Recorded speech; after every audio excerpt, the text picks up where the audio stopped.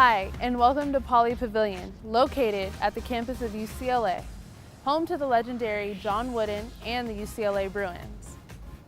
My name is Monique Billings, and this is Spotlight featuring Shannon Perry.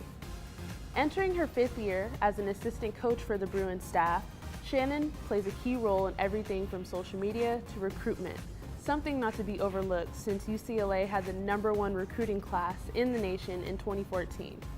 Having played for the University of Iowa herself, Shannon's knowledge for both the post and guard positions bring a versatility that is essential for the Bruins.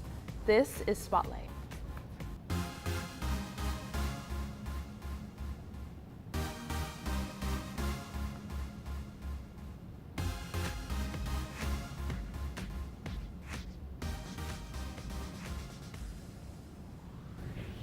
Shannon, tell me what you specialize in specifically with the women's basketball team.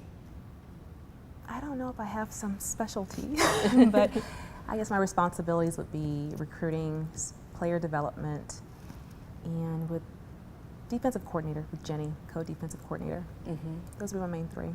When you have certain specialties that you can address in terms of recruitment, you've really turned to social media in that. Tell us more about that. I think that's just the way of the world right now. If you did not, then you were really behind. So I think the one we're on the most consistently would be Twitter and probably Instagram, those 2 the most. And then we're trying to pick up on Snapchat. But we still have a strong following of Facebook because of just who tends to follow women's basketball. I think the best part we've done with social media would be just the branding with our players, and of course the photo shoot helps that a lot because we have these awesome images of the young women, and I get so much feedback, especially from other colleges across the country, but it's fun because they all will tell me but they won't like the picture, so it's funny. What do you want people to see and learn from the team? I want people to see that our women are amazing, that college sports, it's an awesome opportunity, and it's difficult. It's not easy to do, but they do it well, and they do it beautifully, and they're women, and they're strong, and they can have everything they want. So I just love the fact that we can empower them and make them feel beautiful, and at the same time get rough and tough on the court. Why coaching? You actually stepped away for a little bit. Tell us about that transition, that change of heart to bring you back. What was it? I stepped out of coaching. I just kind of got burned out. I've been at the D1 level since I started at 23 and at the BCS level at that, and so it's all I knew, and I just kind of felt like there has to be something different for me right now. And if I'm being just totally transparent, I thought it's probably why I wasn't married and had any kids. So I stepped away, and I just got out and I went to Bible college, which was an awesome experience. It was hard. Going back to being around young people and not really having a job and still having a mortgage and just living a very simple life, but it taught me so much about myself, and that I did kind of still miss coaching. And it wasn't so much the basketball, but it was being around young women and being able to mentor them. So when I actually called Corey, and I just want to tell her congratulations. And she's known me since I was in high school getting recruited by UCLA, to be honest. So I just want to tell her congratulations, and she's like, hey, would you ever coach again?